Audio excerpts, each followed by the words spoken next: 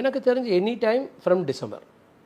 ஓ 2026ல எதிர்பார்க்கலாம். இந்த 25 டிசம்பர்லேருந்து any time next election he is the CM.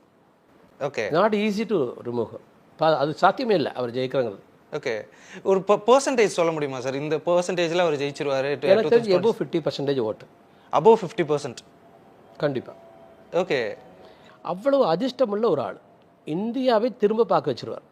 இன்றைக்கி யோசிச்சு பாருங்கள், இந்த ஸ்டாம்ப்டில் 41 பேர் இறந்துறாங்க இந்த கூட்ட நெரிசலில். இன்றைக்கி சைனா நியூஸ் பேப்பர்ஸில் அதெல்லாம் ஃப்ளாஷ் ஆகிருக்குது. சவுத் ஆஃப்ரிக்கா ஃபுல்லாக நியூஸ் பேப்பர்ஸ்லாம் ஃப்ளாஷ் ஆகிருக்கு. எல்லாரும் பார்க்குறாங்க.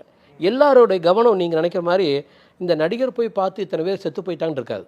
எப்படி இருக்குன்னா, நடிகரை போய் இவ்வளோ பேர் பார்த்தாங்களா, மரணம் நடக்கிற அந்த தருவாய் வரைக்கும் அந்த இடத்துல அவங்க இருந்திருக்காங்க. ஸோ அவ்வளோ கிரேஸ் இருந்துச்சான்னு தான் எல்லாம் யோசிப்பாங்க. வர வச்சு கொண்டுட்டாங்க யாரும் நினைக்க மாட்டாங்க.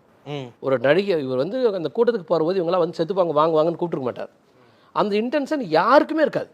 நீங்கள் அரசாங்கத்தில் இருக்கிறவங்களோ வேற ஆட்சி இருக்கிறவங்களோ அல்லது அவருக்கு எதிர்ப்பு கருத்து இருக்கிறவங்களுக்கோ குற்றம் கண்டுபிடிக்க